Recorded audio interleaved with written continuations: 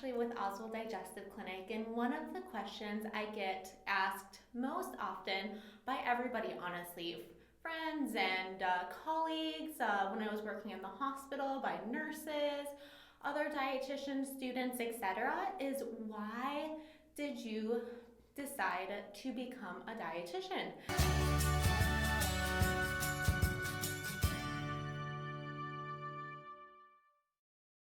And I wish I had some really awesome story for you, but reality is I don't. I basically decided what college I wanted to go to, and I decided I wanted to go to the University of Minnesota in Minneapolis because I grew up in a small town and just was really ready for a bit more challenge, and I felt the city could provide that with me a lot more opportunity. And so I was going through the list of majors and just kind of checking off the ones I definitely wouldn't want and just seeing what I'd be left with. You know, I think I had probably 5 circled, and I eventually narrowed it down to 2. One of them being nutrition dietetics, and the other one being business, which is kind of ironic, right? And I remember thinking, like I can learn business on my own. I'm gonna do nutrition because that's so foreign. I grew up in a family where I didn't even know how to read a nutrition facts label. Not that, that's a whole nother topic of how valuable that is for different things. However, I had a really pretty steep learning curve when it came to that stuff. So I was pretty excited to dive in and get started, and then knowing that I can always go and learn the business side afterwards. But, to tell you the truth, after I became a dietitian, I didn't think I would actually want to start a business as a dietitian. I had people even encouraging me to do it, and I was always like, no, no, no, not for me. Too much liability. Not to make this all about me, but people have asked, I just figured, what the heck, I'll create a video and just see how interesting it is to all of you. And so I went to the University of Minnesota, 4 years undergraduate in getting a bachelor's of science in dietetics. And then most people don't know, to become a dietitian, you actually have to go through this match program, very similar to what residents have to go through to become a doctor. So what you do is you submit your application to all the different dietetic internships that you want to go to, which is sort of like a mini residency. They're typically about a year long, 9 months to a year. And so I submitted applications to about 5 different ones, and then there's this one day where we find out who we matched to. We rank who we want to go to first, second, third, etc. The dietetic internships, they do the same, and then you get matched. So I remember sitting in my college room, refreshing the page, waiting for, I think it was 6 p.m. to find out where I matched to. Because I applied to places in California and Massachusetts and Chicago. So it was kind of like, okay, where am I going to be moving to? I don't even think I applied to any of the Minneapolis ones, to tell you the truth. I kind of have a bit more of a free spirit, as some of you have probably figured out. So I was just kind of ready to explore a new city, new area, and just see, meet new people and see what it's like, I guess. I'm just interested in different cultures, whatnot. But anyway, I digress. So I found out I matched to Brigham and Women's Hospital in Boston, which was my number one choice. I was super excited about that one, mostly because it gave a wide range of different rotations and experiences. So I got experience in inpatient and outpatient. They had a burn unit I got to have some experience on. I got a lot of counseling experience. Got to work at Dana-Farber Cancer Institute for, I think that was 6 weeks. One of the best cancer institutes in the nation, and it was Harvard affiliated, so we got to actually go into the Harvard campus and take some classes there. We got to mingle with the other interns in the area. I believe we went to Tufts, which is a really great nutrition school too, for a bit. And what else?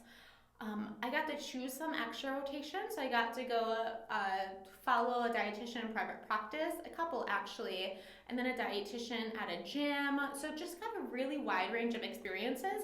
I will say it was it was so hard. Some rotations, of course, like naturally better than others, but what was so hard for me is I grew up in the Midwest and I was not ready for that kind of Boston direct personality type. And so went through that, graduated, and then I was able to sit for the dietetic exam. So I studied for probably a few months, honestly. It's a really hard exam. And then I went ahead and took that exam, passed, and eventually started working at Regions Hospital in Minneapolis, which is a level 1 trauma center, as a float dietitian, which was really fun for me to get to go to all the different floors, get different experiences. It really kept me on my toes. I was there for a couple years. I ended up having a position on the burn intensive care unit, which, if you don't know, intensive care unit work, we're really well respected as dietitians there. And what we would do is we would place feeding tubes when people are on breathing machines. So into the nose, down into the stomach, or past the pyloric sphincter into the small intestine. And then I would see somebody look through their medical history, their medications, their current state of what's going on, how big their burn is on the burn unit, if it's surgical, is there anything else going on in their intestines that I need to be aware of that can impact the type of formula I need to choose and what type of nutrition I'm going to choose to feed them. And then we do all these calculations to figure out the right amount of nutrition to feed somebody based upon how critically ill they are and based upon their chronic disease states that they might have had before they went through this trauma. And so that's what I did, and it was really exciting.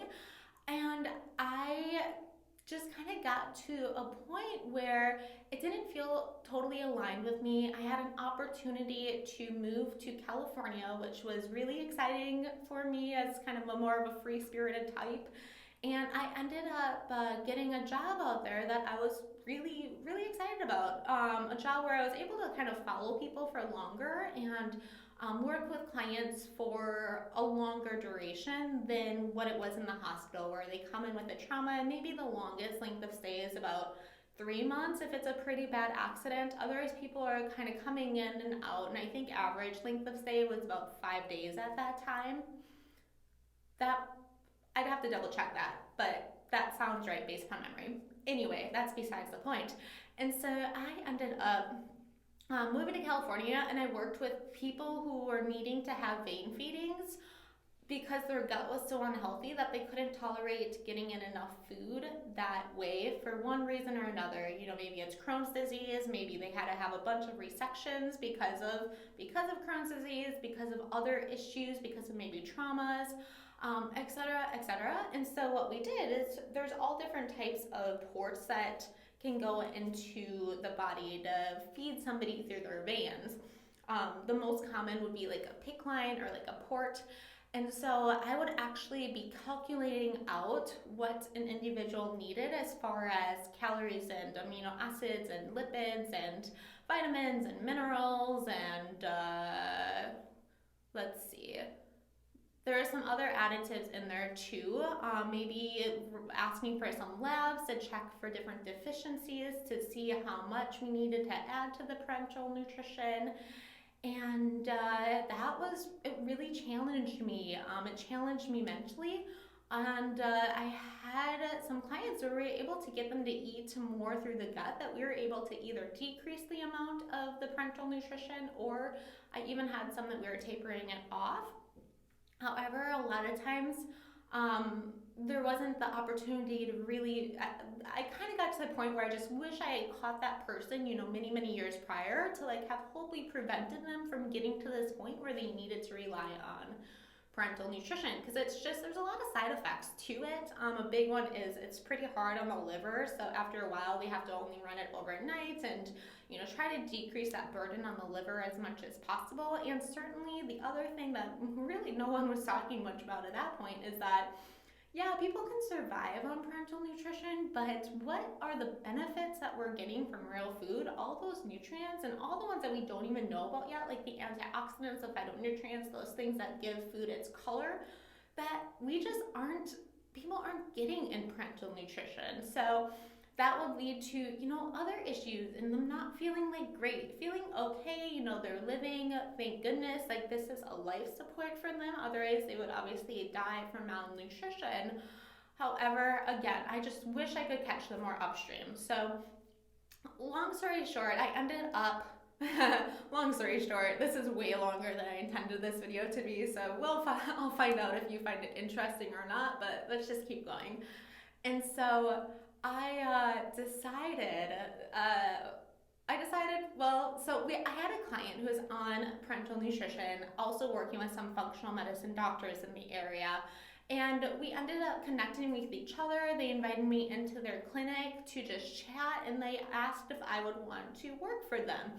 At the time, I actually really enjoyed what I was doing with parental nutrition, but the company I was working for was becoming a very, very toxic environment, long story short.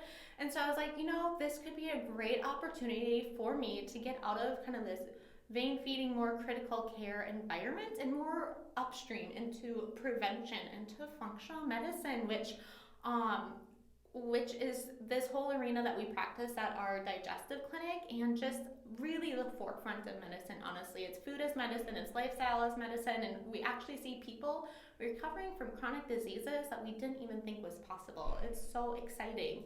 And so in California, I said yes. I went to go work for these doctors, and it was great. They were amazing to work for, learning a ton, getting to work with really amazing clients.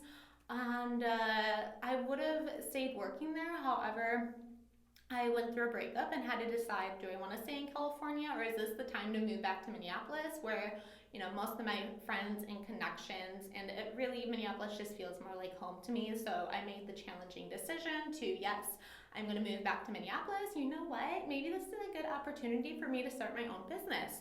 And that's what I did. Regents Hospital, they rehired me, knowing that, I was starting my own business, and wanted to help them out as much as I could while I kind of grew this business. And I had some other contract work with other functional medicine doctors, and there's a company out in New York City I was working with for a bit, and now here we are now, where we're almost 5 years into our digestive clinic.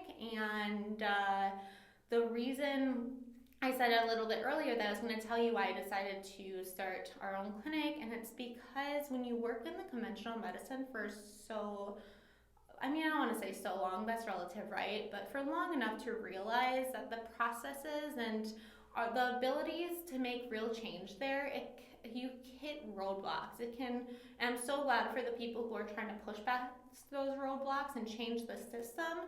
For me, I was getting a little antsy, and I wanted to create something that I felt like I could help people in a much bigger way, honestly. And so that's what we're doing at the clinic, and that's my journey becoming a dietitian. Oh, I forgot. There's like a few more pieces to it. And so if you're curious on the schooling, that 4 years undergrad, that internship, and then I went to do 2 more extra years of some online schooling in integrative and functional medicine. We have a couple other credentials, a certified LEAP therapist, which is a lot more education on the immune system, and then the what's the other one? CNSC, which is for credentialing and nutrition support. So that's the vein feedings, it's the tube feeding, and it's a lot of gut health education too, because of course when you're doing those feedings on somebody, you have to have a really good understanding of the gut. So if you are kind of thinking about going into this field and wondering if this would be the right step in your career, which I think is where the question comes from a lot of times, please just write in the comments below if you have any questions. I'm really happy to answer it. They're changing the path, so now to become a dietitian, it's gonna be mandatory to have to get your master's. So there's a lot of kind of pros and cons to the path, but certainly the type of work is really fulfilling, and there's so much we can do. And so yes, lots of pros, cons, but hopefully hearing my journey has been interesting to you. And I look forward to seeing you all on the next video. If you are interested in working with our clinic, if you're having gut issues, like 61% of Americans are, then you can schedule a free 30-minute meet and greet with us at the link below. Free, no commitment, just to see if it's a good fit now or maybe in the future for you. So thank you so much for listening, everybody. I hope you're having a wonderful day, and we'll talk more soon.